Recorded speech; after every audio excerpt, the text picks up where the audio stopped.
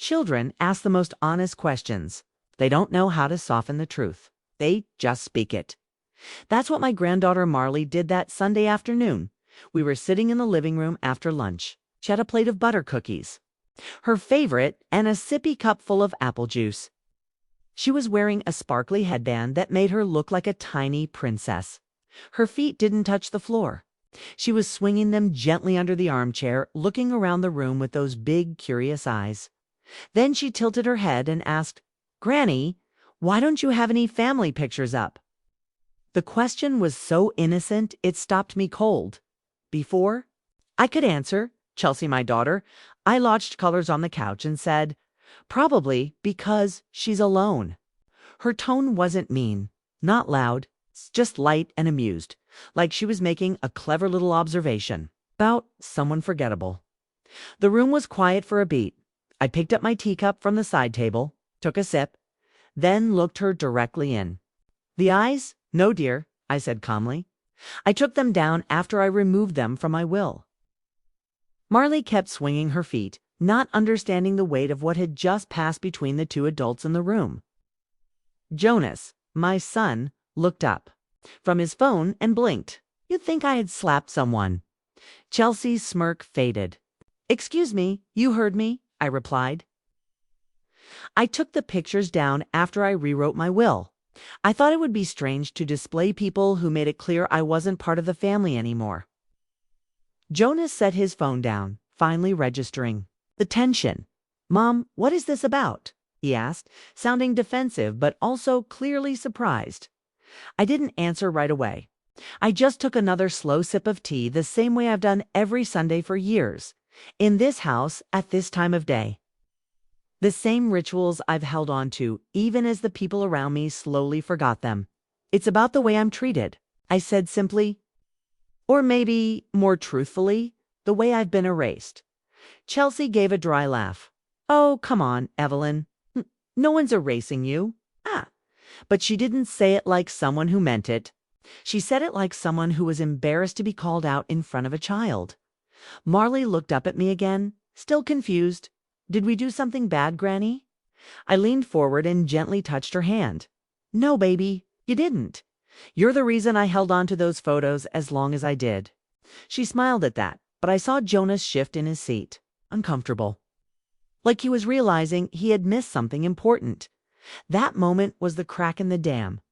Not because I was trying to cause drama, and not because I was trying to punish anyone. I was simply done pretending that everything was fine when I had spent the last 6 years being slowly pushed aside. Birthdays I was invited to only after everyone else had RSVP'd. Holidays where my name was left off the group text. Family dinners where I was thanked for the pies I brought, but never offered a seat at the head of the table in my own home. Little things, tiny omissions. But they added up, and eventually they painted a clear picture. I wasn't really in the frame anymore, so I took down the actual frames. There had been photos everywhere once. My wedding portrait with Frank, Jonas's baby picture, our family trip to Yellowstone, his high school graduation, Marley's first birthday, where I held her like the most precious thing in the world. All of them were part of the walls of this home. They made the place feel full, connected, alive, but each time Chelsea made a snide comment about how I was too traditional or needy. Each time Jonas stayed quiet. Each time I watched family memories happen without me, I saw those photos differently. They didn't feel like reflections anymore. They felt like reminders. And not the good kind. So I packed them all away in a clean white box and tucked them into the back of my bedroom closet. The silence after I told Chelsea was long and tense. Jonas tried to change the subject. Marley asked for more cookies. And I just kept sipping my tea, calm and sure in what I'd said, because sometimes the most powerful thing you can do is tell the truth plain. It's clear and without apology. I've lived in this house for nearly 40 years. My husband, Frank, and I bought it when Jonas was still crawling. The backyard was nothing but hard dirt and patchy weeds back then. But Frank built the garden with his own hands-poured concrete. For the stepping stones, built a tiny birdhouse that still stands on the far post, though it leans now. He used to say, "We won't leave him a fortune, but we'll leave him roots." After Frank passed, it was just me. The house got quieter. Jonas was already grown and married by then, and the visits slowed down, but I kept it all up. The flower beds, the holiday table settings, the same routines. I figured if I held on to the rituals, the family would keep orbiting back to them for a while. They did. Marley was born, and for the first 2 years, I was their constant. Chelsea would drop her off during errands. I'd watch her nap in the same crib Jonas once slept in. Her baby photos filled the kitchen hutch, next to the hand-traced turkeys Jonas made in 2nd grade. It wasn't a house, it was a time capsule. Then, things shifted, not suddenly, gradually, like a curtain closing an inch at a time. Chelsea stopped dropping Marley off, said she preferred structured playgroups now. Jonas would cancel lunch plans, last-minute works. Been crazy. He'd say holidays turned into short visits between other obligations. My home became the optional stop, the place they'd drop by on their way to something that mattered more. I never said anything. I didn't want to be the needy mother-in-law. I didn't want to guilt-trip anyone. That's not how I raised Jonas. I kept doing the things I'd always done. Gifts on birthdays, fresh pie for Thanksgiving, a check every Christmas with a card I signed in perfect cursive. And I kept the photos up, all of them, even when I wasn't invited to Marley's 3rd birthday. Even when Chelsea posted a family dinner on Instagram and I wasn't at the table. Even when Jonas forgot to call me on my anniversary, the first one since Frank died. I still kept their pictures up on my walls, smiling, warm. Untouched, because I thought they'd remember me, because I believed that love meant. You didn't need to be reminded to show up then. One day I was dusting the shelf under the front window and saw the tiny crack forming in the corner of the frame that held our last full family photo Thanksgiving. 4 years ago. We were all there. Even Chelsea, arms wrapped around Jonas like she wanted the world to know what she had. I stared at that crack for a long time. Not because I didn't know how to fix it, but because, for the first time, I realized I didn't want to. That's when I knew something had changed. Not with them, but with me. I didn't want my walls filled with people who stopped showing up. I didn't want to walk past a gallery of faces that felt more like strangers every year. I didn't want to hold space for people who left me behind while still accepting my love, my money, my time. I didn't want to hold on to reminders of talls. What should have been dot. So I took them all down. Each photo came off the wall like a sigh, quiet, deliberate. I wiped the dust from the glass. I stacked them carefully in a box lined with tissue paper. I didn't tear them, didn't burn them. I just removed them from where they didn't belong anymore. The house felt empty at first. The walls looked bare. But the quiet wasn't painful. It was clean, honest, real. It felt like the truth had finally moved in. And that's the house Marley walked into when she asked her question. That's the woman Chelsea laughed at. That's the moment that stopped pretending in its tracks. Because when someone finally asks why you don't have their picture up, what they're really asking is why you no longer hold space for them. And if they're brave enough to ask, they should be brave enough to hear the answer. The question lingered in the air longer than anyone expected. "Granny, why don't you have any family pictures up?" 7 words, spoken by a child too young to understand the weight they carried. Marley was still swinging her feet completely, unaware that she had cracked something open. I looked across the room at Jonas, who now stared at me with a mixture of confusion and discomfort. He didn't respond. He rarely did when things got uncomfortable. Chelsea, though, never missed a chance to speak. Probably because she's alone. She said with a half smile, looking not at me but at her fingernails, as if the comment wasn't meant to land. It was just tossed out like a joke, she figured. It was harmless, but it did land.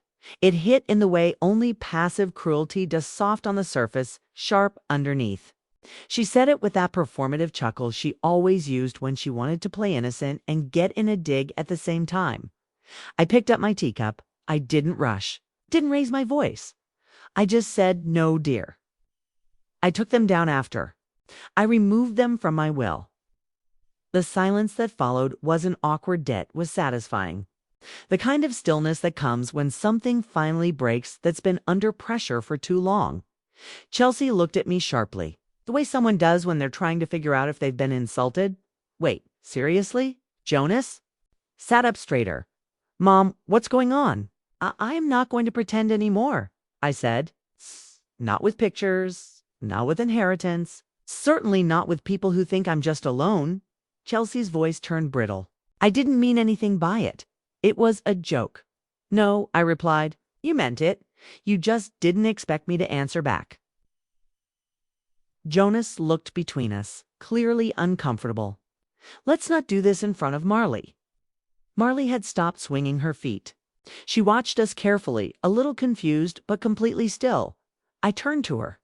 Sweetheart, remember how we talk about respect? About using kind words, even when we're teasing? She nodded, double quotes. Well, I said gently, sometimes grown-ups. Forget that rule too, Chelsea scoffed. So what? Now I'm banned from joking. What exactly is this about, Evelyn? This is about the years of jokes that weren't jokes, I said.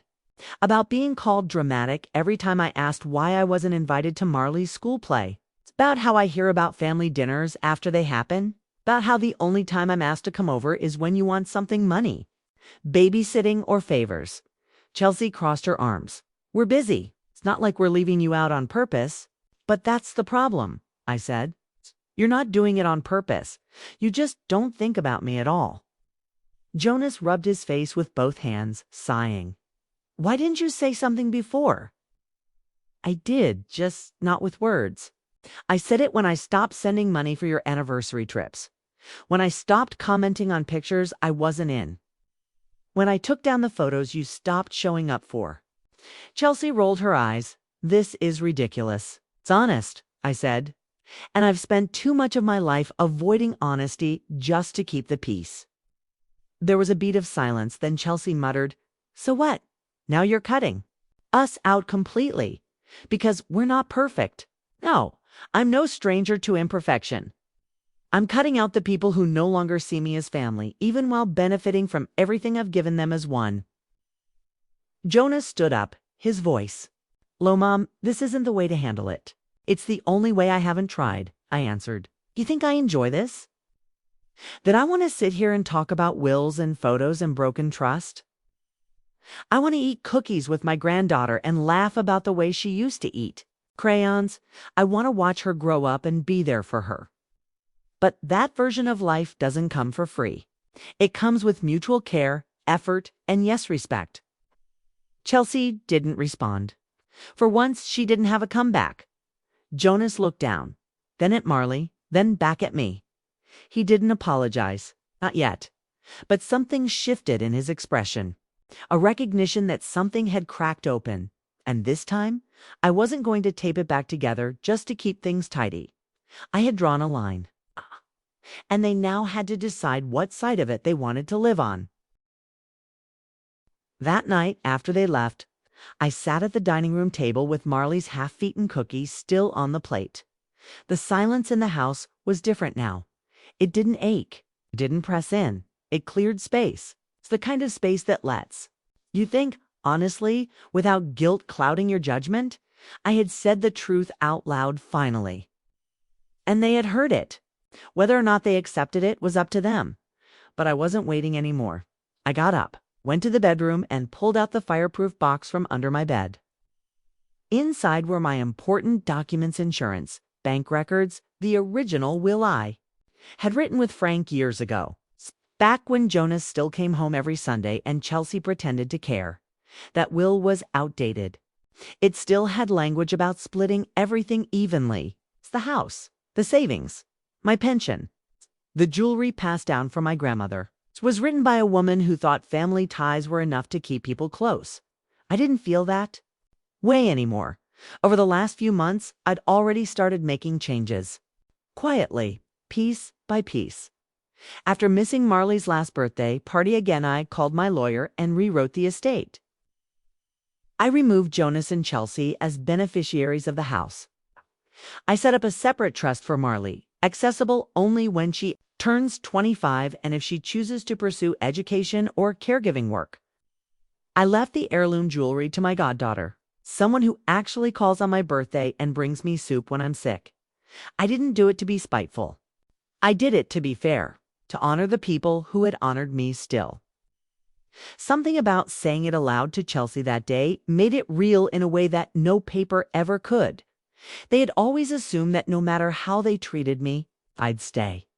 That I'd show up with casseroles and envelopes and watch them live their lives from the sidelines.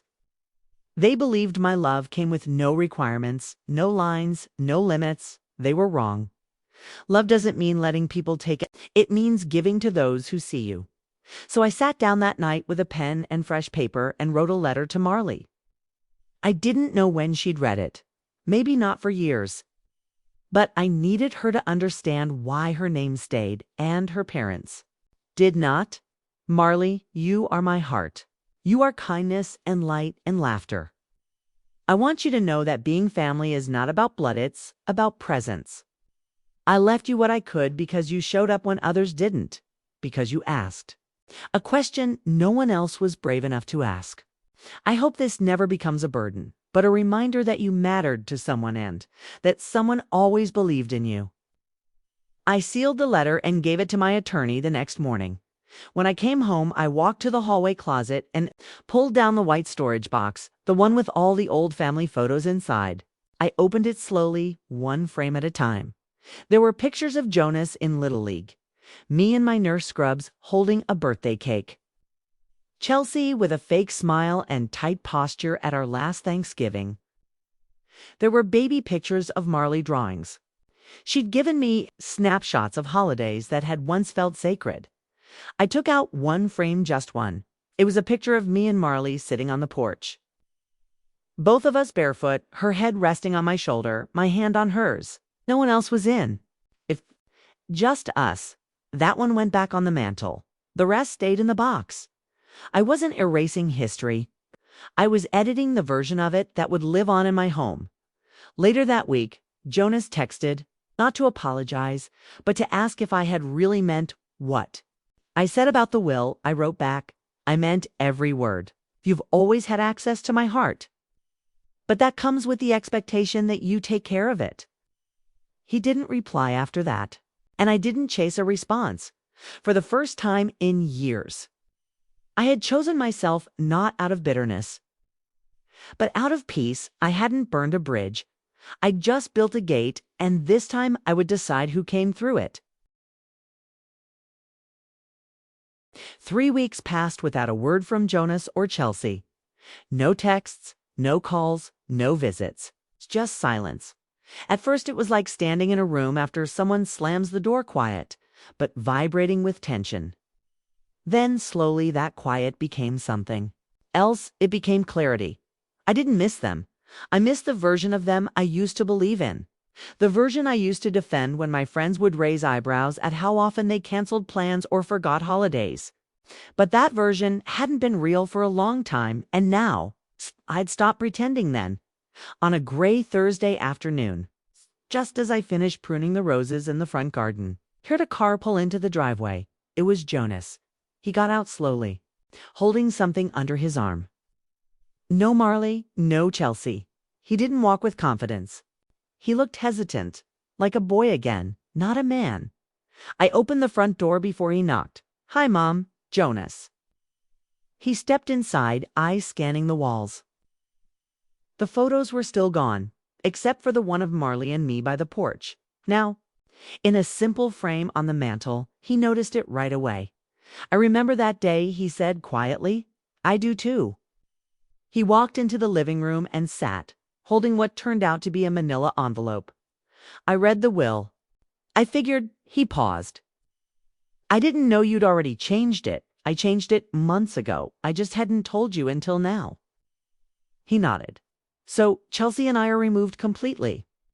That's right. And Marley stays? He didn't respond right away. Just looked down, then back up. I think Chelsea thought you were bluffing, that it was just dramatic. I know. I said. That's what she thinks of me. He opened the envelope and pulled out a single sheet of paper. It was a printed photo, one of the ones I had packed away. It was from when Jonas was 5. We were at the county fair. He had cotton candy on his cheeks and was sitting on Frank's shoulders. So I was laughing, hand over my heart. We looked full, real, connected. I found this in an old box, he said. At our house, Chelsea was going to throw it out. Said it wasn't worth keeping. I stared at it, then met his eyes. I'm not surprised. Jonas let out a breath. I didn't. Come here to ask for anything, he said. I came to say I heard you. And I'm sorry I let things get this far without standing up for you. For us, I didn't respond right away. It wasn't because I didn't want to. It was because I needed to believe him. You heard me, or you're just scared of losing what you thought was yours. I'm not here because of the will. I'm here because of what Marley said the night we left. I raised an eyebrow. What did she say? She asked Chelsea why she laughed at you. Said it wasn't nice. That you always make cookies and play Uno and let her pick flowers in the backyard, she asked. Why would we make Granny feel left out? I felt something shift in my chest. She's a smart girl, I said. She is. Smarter than I've been. He looked around again. Slower this time? This place doesn't feel the same without all the photos. But I get it now. Not your house that changed. It's what it used to hold. He stood, slipped the photo onto the coffee table, and walked to the door. I'm not asking to be added back in, he said. I just want to start showing up again. Really showing up, whether there's a check at the end of it or not. I looked at him not as a son I had raised, but as a man who finally understood something he should have seen all along. You can come back, Jonas. But this time you have to bring more than just apologies. You have to bring presence. He nodded. I will. And then he left. No promises. No expectations. Just honesty. And that felt like more than I'd received in years. The next morning I walked past the mantel and glanced at the photo of Marley and me again. It was small, simple, and quiet, just like the moment it captured. There used to be 100 photos on these walls. Every holiday, every milestone, every blurry birthday shot. But now there was just this one. One honest moment. One true connection. That was enough. Jonas started visiting again, not every day. Not in grand gestures, but in small, steady ways. He brought Marley by on Saturdays. They stayed for lunch. Sometimes he helped me with the yard. Other times we sat in the garden and just let silence fill the space between us. It was awkward at first. Then it wasn't. Chelsea didn't come, and honestly, that felt like peace. I didn't remove her from my will out of revenge. I removed her to release myself from being tolerated, from walking on eggshells, from being treated like an obligation instead of a person. Sometimes people expect you to keep showing up, no matter how invisible they make you feel. But the truth is, you can love someone and still walk away from the role they've assigned you. The version of me they were comfortable with, a quiet, giving, endlessly available woman, that version no longer lived here. The version who does live here now understands that silence is not the same as kindness. That presence isn't owed, it's earned. And when Marley sat next to me one afternoon and asked, Granny, can we put up a picture of me and Daddy together too? I smiled. Only if we take a new one, a real one. One that belongs to this chapter. She grinned and grabbed my phone, pulling Jonas out to the garden with us. We took a photo. It's the three of us. It's the second one I've placed back on the wall. I don't need to cover the house in photographs again. I just need the ones that matter. Not for decoration, for remembrance. Because I've learned that being remembered for who you are, or what you gave, or how long you stayed silent, but for who you are in your fullness. That is the real inheritance. This whole journey taught me something I wish I'd learned earlier. You don't have to keep handing your love to people who drop it. You can take it back. You can protect it. You can choose to give it only to those who recognize what a gift it really is. And when people laugh at your quiet underestimate your stillness, or make jokes about your place in their lives. You don't have to argue. You just have to decide whether they still belong in the photo. And if they don't, take it down, frame something better.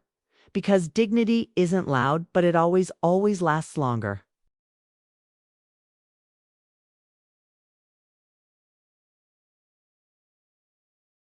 Family doesn't always mean forever. Sometimes it just means who shows up when it counts. If this story made you pause, it reminded you of your own strength, your own silence, or your own decision to walk away, then I hope you carry this with you. You're allowed to protect your peace. You're allowed to draw the line. And most importantly, you're allowed to matter. If this video spoke to you, take a moment to like. It really helps others find stories that matter. Share it with someone who might need the reminder that boundaries are not betrayal.